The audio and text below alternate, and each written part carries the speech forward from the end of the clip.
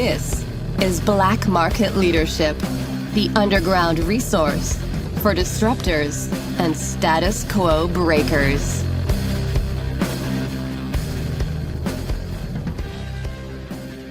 Hello, everyone. Welcome back to Black Market Leadership. Today, we have I'm very excited. I have been following this gentleman on LinkedIn for a while, been following his career.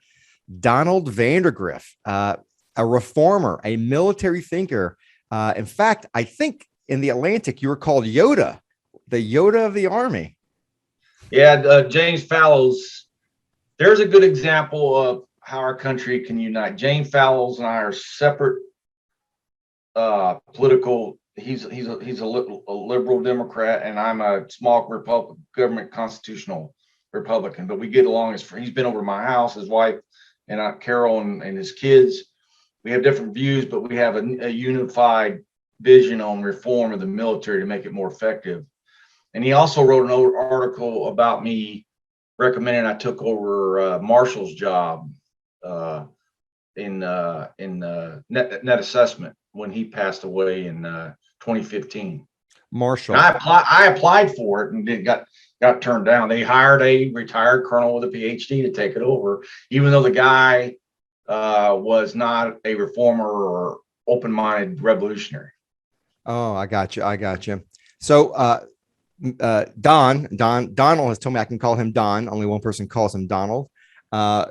He is the author of a book called Adopting Mission Command, Developing Leaders for a Superior Command Culture. And if you're not following Mr. Vandergriff, you need to, because he is getting just great testimonials all over the place for this book. And this is going to be the topic of our discussion, Mission Command. This is something that when I was commissioned in 99, they were beating down Mission Command. And yet, in my experience, Army does a pretty bad job of executing it, or at least educating on it. So we're going to go back and forth here. We're going to talk about what is Mission Command, why it's important, why it's critical to military strategy. And for you business folks out there, there are some crucial lessons I think you're going to take out of that. So let's start here. Your book's out 2019. You're getting all these reviews and testimonials. What's some of the most recent ones, Don? Well, I was telling you before we went on air here, the two I'm proud of, the recent testimonial, September 2021, this month's issue of U.S. Army War College Parameters. They did a review of the book, a Navy captain did for the journal. And I'm very proud of that because we have a history of not liking each other. I've submitted articles on military reform to them, and they've denied them. And it was not because they were poorly written or poorly researched. It's just they were controversial.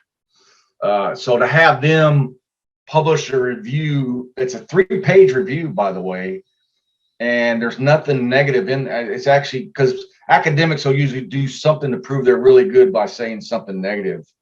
Not negative, but not the best on what you're right. That's just how they do. They got to validate who they are. And that's fine.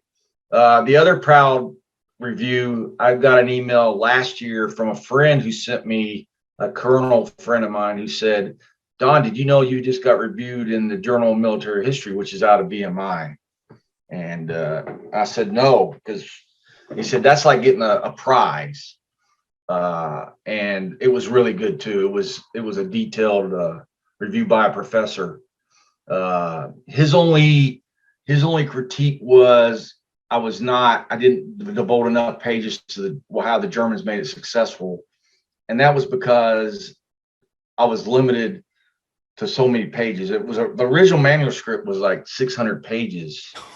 But then when you go to academic presses like Naval Institute Press, which is a really highly regarded press, and I'm biased because they did a great job with me setting up the publishing, and they do a good job marketing. They've been proud of the book. And so to get those kind of reviews, and I sent it to them, all the reviews, and they spread it around, I'm very proud of. More so I'm proud of, though, of the individual emails, phone calls, if I take them, and messages I get from people that it's helping them out in their curriculum. Because like you were saying about Mission Command, the Army constantly, the Marine Corps even more so. I just consulted to them for 3 years. They preach maneuver warfare, they preach mission command, but they don't even know how to prepare people to do it. And that's where the frustration, or they don't know how to establish a culture to enable people to do it. No, I think it's a great point. And for the audience here, let's start at the very beginning. First of all, what is mission command? Well, mission command is the empowerment of people to carry out your intent at the higher level, and different armies designate different levels without telling you how to do it. That's a summary. What I try to do in my writing is anybody, a sergeant with no formal education, can take my work, or a colonel or a general, which they have, and they can get the same quality out of it. So I spend a lot of time trying to get away from academic speak into not dumbed down, no, because I've met some of the greatest. I just worked with a bunch of sergeants at Bridgeport, the Mountain Warfare Center for the Marine Corps, which Colonel Dan Whitnam is running, fortunately, for another year. And he's one of the best trainers in the Marine Corps. We're good friends. So he had myself and Dr. Goodmanson out there, Dr. Goodmanson out of Quantico, to teach outcomes-based learning and how to do mission command. The problem is, I've even reviewed, until 2 years ago, I reviewed every new update to the Army 3.0 manual, which is the mission command manual. And they got tired of me saying the same thing. One, it's too long. There's too many strategic examples or operational level examples of mission command, and not enough tactical examples. They have one tactical example, and that's Sergeant York at Cargley in World War I, 1918, October 1918, where he got his Medal of Honor for doing great things. But that's their example, and it deserves to be in there. I've actually walked the real ground, which was an honor. I get to travel. My wife gives me a pass and lets me go to France to study the campaigns. So the biggest problem we have is, I've recommended to the Army numerous times, keep your manuals short, to the point, and provide good and bad examples. That's how best people learn. And they have whole committees of lawyers writing that scene, and the examples are like Patton did this, and Patton was a great executor of mission command. He really was. He was the best in the Army in World War II. There were some other guys that did it pretty well. So going back to your original question, what is mission command? Mission command is derived from the German term Auftragstätig, and it's translated into mission orders, but that's a bad translation. Germans don't translate well into English because they mean a lot more. Auftragstätig actually derived from Frederick the Great when he was king of Prussia in the mid 1700s. He empowered the Junker class, which were his ruling elite. As long as they were loyal to him, he allowed them to execute what they did the way they saw fit. When Frederick ran his campaigns, yes, he was a very strict disciplinarian, but one thing he never court-martialed a single officer for, or leader, was taking the initiative. They could take the initiative and make a bad decision, but in the act of doing the right thing and what they saw, he never jumped on a guy for doing that, because he did it a couple of times and people saved him when he was first in command. So that evolved. You see it not mentioned Auftragstätig in the writings of Karl von Clausewitz and Von Krieg, but he was in that cadre of people under Scharnhorst, and Moltke was one of his students. But I think Moltke was a student, whereas Karl was an administrator. I don't know if they ever met or saw each other. There's a lot of evidence that might have. But to get to the long story short, von Moltke, who is one of the greatest unknown military figures in our history, took over as general of the chief of staff in 1858, and he saw, we're going the wrong direction. We've issued a phone book thick op order, for an exercise that doesn't need to be that thick for the op order, and not the actual execution of the thing, but how the plan was. So Moltke said, what's our greatest strength? Well, our greatest strength is we don't have resources. We're surrounded by a bunch of potential enemies. We can't fight a long war. We have to win quickly and decisively. The only advantage we have is interior lines, and we have our leaders, our people. And at the time, the culture was still evolving in the military to be more decentralized than any other army in the world. So MOCA really sped this up. But what he focused is he was able to establish a system, a methodology of developing strength of character. So you see an evolution from 1858 through, I've reviewed all the manuals that were written for tactics, small unit tactics and curriculums and so forth. And you see an evolution every 2 to 3 years of more decentralization. And whereas the U.S. Army and Marine Corps missed the key part, which is how to develop people to do that. So they developed a learning methodology on how, when you go to the battlefield, you're prepared mentally to make decisions in lieu of orders and take responsibility. So Mission Command is that evolution right there. Again, Mission Command is the guy at the spot, and I should say the guy or gal at the spot today sees more than even the drone operator, the general sitting at the big screen back in the talk. They still see more than that person does. And so that enables that person to understand what that general wants, that colonel below him wants. But at the same time, the conditions have changed and I need to make a new decision. That's what it was all about.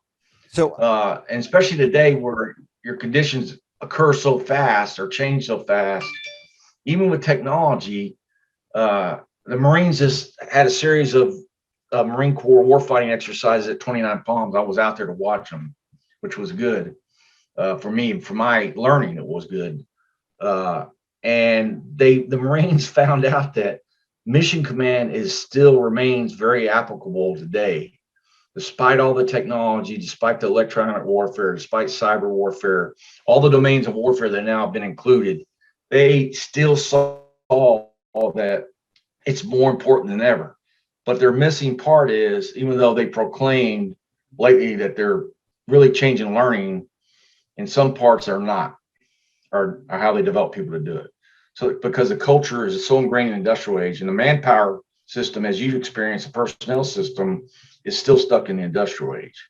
So I just gave a lecture 6-7 months ago to a manpower group at Marine Corps, U.S. Marine Corps, the manpower system for maneuver warfare. And it's radically different from what we do now. They enjoyed it. They stayed, tons of questions, emails, but the colonel who was in charge, she let me know. She said, we liked it. We love this, but the chain of command doesn't like it because it's going to be too hard to do. Too much of a loss of control. And I can see for some of these senior executives. Well, when I'm asked, so since you're the premier expert, you're the subject matter expert on Mission Command. In my career, when I worked with executives and especially developing corporate strategies, I always talk about Mission Command. So you tell me if I say this correctly. When I talk about Mission Command, and I always start and say, back in the old days, especially, think about the old Greek and Roman armies, you have a thing called detailed command. And that's where you have a general, he might be on the hill and he sees his units in front of him and he can signal them. And since he's a chess master, he can move those pieces. But then you advance in terms of technology, up to Friedrich the Great or even Napoleon, where your armies could march hundreds of miles away apart from one another. How do you control them? How do you get them to go to the same area without you being over the shoulder, having to micromanage them or direct them? That's what Mission Command does. It allows the people on the ground to make situational decisions to actualize a strategy despite you not directing them to do that. Am I in the ballpark of that? No, very much so. And like you mentioned earlier, it's very translatable to the civilian side because there's been mountains of studies and books. The best, most successful organizations are those ones that empower people. First, they develop them. They invest in the development of their people. They make them confident and competent. And then that enables them to power them to make speedier decisions in whatever field they're in to meet the bottom line. And also the thing that people don't realize, when you run organizations like that, your morale is usually a lot higher too.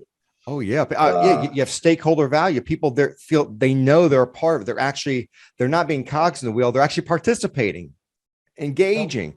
Exactly. Excuse me. I didn't mean to cut in, but because I was thinking about when we reformed, we being asymmetric warfare group, myself, some great guys, Morgan Darwin, Sergeant Major, one of the best people I've ever worked with, among some others. We went in there, and the course, this is a great story to teach how to transform an industrial age course to a mission command outcomes based learning course. Then it was called outcomes based training and education. So bear with me for about 5 minutes here, and please interrupt if you have a question. So we were given by the CG of Fort Knox, as he was interested in what we were doing, because of a guy named Colonel Casey Haskins, who unfortunately retired as a colonel. Casey is the premier trainer of the Army, in my opinion. He knows how to develop people, mission command wise, outcomes based learning wise, and just a great guy. And he doesn't see anybody when they come up to him, they don't see rank. He's a fellow professional, and they're comfortable talking to him. And they implemented all this stuff I'm talking about, and I was part of that. So we saw it in practice. The other place we saw it in practice was the Army Recon course. In 2009, Major General Tucker was the commanding general in the spring. We went in and briefed him on what we recommended. He picked up the phone, not in front of us, but later, and called the trade-up commander and said, look, I want to experiment with what General Dempsey had been talking about, outcomes-based learning for mission command. And I'm going to recommend, let me shut down my scout platoon leaders course for a couple of months so they have time. Because in our briefing, we need time to retrain the cadre, redo the curriculum, the lesson plans, and all that. And we did. And it was another great experience on my part for two reasons: to see a transformation, and second, to be working with some great people. So what we did was the Scout Platoon Leaders course became the Army Recon course, and it was a 32-day course. And General Tucker's guidance was, you can't add time, you can't add money, you can't add instructors. You got to work with what you got. Well, we did better than that. We cut it down to 28 days, but the 32 days originally only had 4 days of field time. So we went down to 28 days, but we went to 17 days of field time. Oh, Lord. And they had 210 PowerPoint packages. We got rid of every one of them. And what we did is we divided everything became a question. Everything became a problem. So as you remember, when you went to an Army course, they always sent you guide or directions. They sent you a packing list, a reading list, and all that. We made the students figure all that out. We saw everything as a way to develop problem solving, critical thinking, and confidence and competency. And the way we did it, for example, we divided the course into 3 phases: a ground phase, a mounted phase, and then a combination of each at the end. And before the students could go to the next phase, they had to pass a terrain board tactical decision exercise. The other thing we did was we developed a cadre, and we emphasized there was cadre teams, troops, CAF troops, as they're called, as you know, okay? And these CAF troops were guided by outcomes and measures of effectiveness. And measure of effectiveness is not a checklist, it's just guidelines, things you may want to hit upon as you're reaching your outcome at the class level, at the phase level, and the course level. So the course had an overall outcome with measures. Each phase had an overall outcome and measures, and then each class or each thing that the student needed to meet had that. So, but here's the catch. A CAV troop with 4 or 5 cadre members and then 14 students could reach those outcomes any way they wanted to. So getting to the main part, the main part of the story is we had E7s that later came back to us and said, up to that point, I was just checking a block. And they were competent CAV, scout, platoon sergeants or whatever. But I got to the point when we adopted OBL with Mission Command. I love driving into work every day because he was empowered. These guys have incredible knowledge, and we give them scripts. Are we giving them scripts? And there was a reason for that, because the Army got destroyed in Vietnam, NCO wise. So the products that came out of Vietnam on the VOTAR program and some other programs really didn't have the competency level to do the advanced things that you needed to do. So the Army had to write TRADOC, had to write scripts for them. So to conclude this story so we created this Army Recon course, and they set up a blog. And I don't know if they still have it. They just contacted me. They're trying to get me back down there, because now they are back to being the Scout Platoon Leaders course. The names are relevant as long as they do the methodology. But they had a blog site. And I used to love to read that blog site, because the students would say, the theme was, I've never had a learning experience like this. So for example, they're going out, and one of the first exercises is a big land navigation exercise. And they're taught, facilitated every way to do land nav. But each CAV troop of students has to figure out, based on the mission analysis, what their packing list is going to be. They've got to figure out what their cache resupplies, and they're going to have a DFAC vehicle go out there like every course, and you're going to eat at this time. They've got to figure all that out based on their outcomes they're to achieve. And I was at an exercise at this National Guard camp in Kentucky that Fort Knox had gotten to do one of the pilot programs, and the students were doing everything, and it all meshes. When you're on a screen line, you've got to be resupplied. Guess what? As a scout, and I hope all combat leaders are good at land nav, and GPS don't matter, because GPSs go out. But it's not really about GPS getting to the point. It's about reading terrain and imagining terrain, so you know how to use it in a tactical problem. So that's what we were going for, and it was successful. After Casey and myself, I went to Afghanistan in 2013 because I was going nowhere in my contracting job, and I didn't have enough confidence in myself to do a private consulting. Even though I came back later and did it, it worked all right. I went to Afghanistan for my family to make some money to help my family out, because my wife's unable to work. So I did that, and I also wanted to be part of the theater and see the ongoing war to learn from it, because I'm not relevant as a retiree. I'm 58 years old. I know I look rough right now because I just did PT before I came up here. I have to go to be relevant. I have to see what the Army's doing now. So I just consulted with the Marine Corps, and I went to exercises with the company I joined, the Guard unit, the last year out at 29 Palms. And what was significant is it keeps me abreast of what they're trying to do. And the coolest thing was that during these major exercises, they came back and said, Mission Command is more relevant than ever before. Oh, wow. Oh, man. Well, you think about it. So everybody shuts down because they think they're going to get triangulized and intercepted and hit with precision weapons. So everyone shuts down, and the ones that didn't did get killed. But the ones that didn't, you saw one company did Mission Command. This battery of the Red 4 out there was incredible.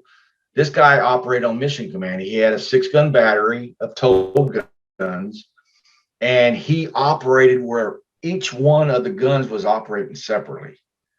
And they had a signal system down where when they got a target or they got to fire and support, they fired, and one moved, and then another one fired from maybe several kilometers away.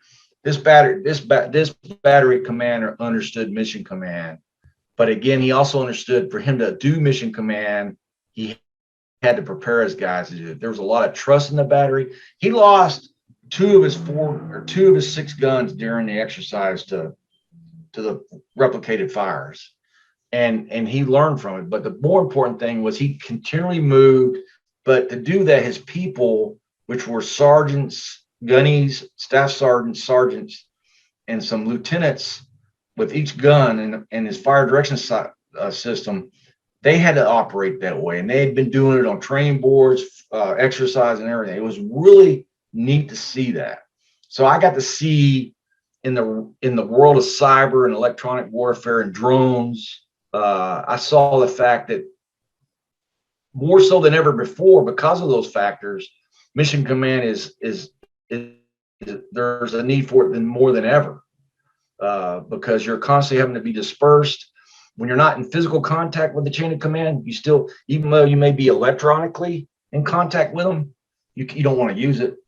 You still got to make decisions. You guys still in your battle space, be it a platoon or company or battalion or regiment, you still got to move pieces around. And if you try to control that, like the blue side did, and one of the blue side constantly tried to control everything. They had 2 regiments. They had all kind of equipment and stuff, everything, but they constantly tried to control it like the old industrial way. And they got taken out by a cyber attack one time too, that tricked them into doing something they shouldn't have done, because they were trying to centrally control. But that's my point in the book is, but that's how they're brought up. That's how they're raised. So it's one thing to tell a kid, go be responsible and go do this. But if he's strictly raised to wait for orders all the time, he's never going to be able to do that. And my argument is you got to do that in peacetime every second of the day. And that means trust. But it also means the chain of command has to take the time to constantly develop people to build those attributes that can operate that way.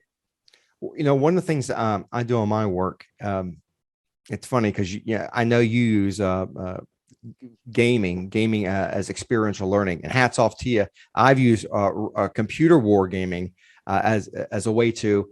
I'm like you. I hate PowerPoint, and if people can learn by doing, it's the best education. So hats off to you. But the one thing that I've really learned over the years is, and I wish I'd known this when I went into the Army. I wish I'd known it. I was introduced to behavioral profiling, and in the business world, that's a $2 billion industry. There's all these tools. There's Myers-Briggs, which is basically a horoscope. There's some better tools out there. But when I work with executives, one thing we do is we identify their natural strengths. And when I say natural, usually by the age of 6 years old, Don, we all have a certain profile. Some people are loud, some people like detail, some people don't. And I have found that, at least in my experience, in terms of mission command, there's certain characteristics which define it: speed, innovation, independence. There are certain behaviors out there that eat that up. I eat that up. But there's certain behaviors out there which are very more technical. They are very detailed, focused. They're almost like getting the 99% accuracy, make sure we achieve the quality product. In order to do that, they're not big picture often. Sometimes they're task by task by task, controlling the process. And I had just found that I found it's always a challenge, especially the older you get, to tell people, I know this is what you're really good at, but you're going to have to learn to delegate. You're going to have to learn to give people that kind of responsibility. And boy, I'm gonna pass it to you in a second, but I was gonna tell you, I wanted you to know that you mentioned you're friends with Doug McGregor. I read his book, Margin of Victory, and there was a story. There's a story. I think, God, what corps? It was Desert Storm. What corps commander? It was a Casey. They gave him orders. The gist of it is they gave this corps commander the orders to attack violently, meaning, in essence, speed over security. And the story he wrote was that the corps commander, just reading about this, I'm thinking to myself, here's a guy who's about details, accuracy, doing it right. He was so uncomfortable that he ordered his tankers to take on like 5,000 to 10,000 hand grenades. And they're like, what are you going to do? Slow down and drop them as you drive by? It's that behavioral impulse. So the reason I bring this up is I love Mission Command because, frankly, it fits me. I'm very comfortable in it. But there are other people out there who are not so comfortable. And I'm curious, what's been your experience with those who want to control every single detail because they have to ensure perfection? Have you encountered that a lot, or what are your thoughts on lot. That's why I retired as a major, because I refused. I got in a lot of trouble, not trouble for ethical or immoral, but for doing my own thing, because I just got in trouble in my last 2 jobs. For the general told me to do something, to do what I'm doing, like with you, but in between they wanted to be control freaks, and I'm following the general's intent, and one got me laid off. Well, both got me laid off, but And this last one I needed it because I needed to fix my health. I'm a workaholic and I love this stuff. So yeah, that's what. But you need stories in your books and your articles, your manuals. How this is the big story. How to overcome the control freak in a system that's very zero defects. You get one OER like I did, one officer evaluation report for 3 months after I got a great one in the Gulf War being a tank company commander, and you're done. You're not done, kicked out, but you're just not going to go anywhere. So that's a great question. That's the kind of question that we got to honestly ask. You got to find out. So I've worked for people like that. And what I try to do, sometimes they listen, sometimes they do actually. I try to educate them. I try to educate, and you have to build trust. So I'm going to run, I would go and say, sir, ma'am, let me do this. And if I fail you can do whatever to me. But let me prove to you that I'm right. You have to have that moral courage to believe in yourself. And I will give credit to some people. They actually allowed me to do it.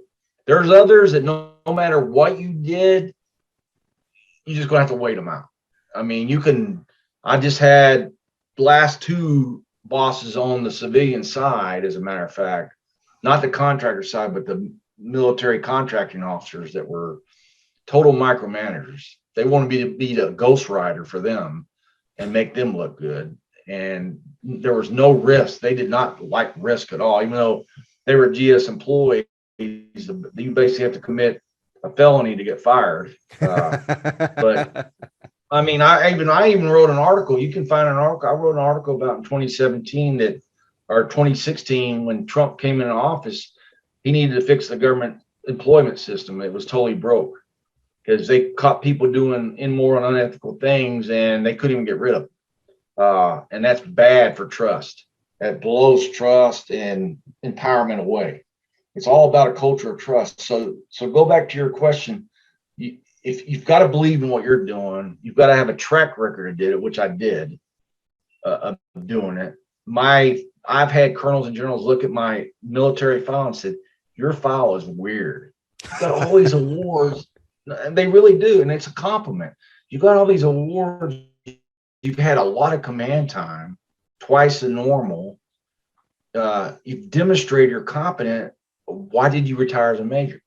One, I went my own career track. I stayed at Georgetown ROTC longer than I needed to, but I also had both feet rebuilt. So I had to stay there because it takes 1 year per foot for recovery. But I use that as my experiment.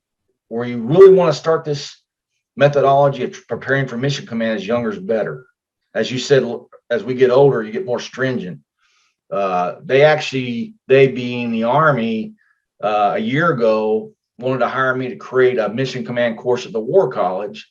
I wrote it. I did all this stuff. And then it didn't get turned down. They didn't get the money. But basically I was going to teach colonels and future generals how to establish a culture of trust to enable mission command. If you like this content and want to hear other things like it, head on over to the website at blackmarketleadership.com. That's blackmarketleadership.com. There you can subscribe to the podcast, and you can even create a free members profile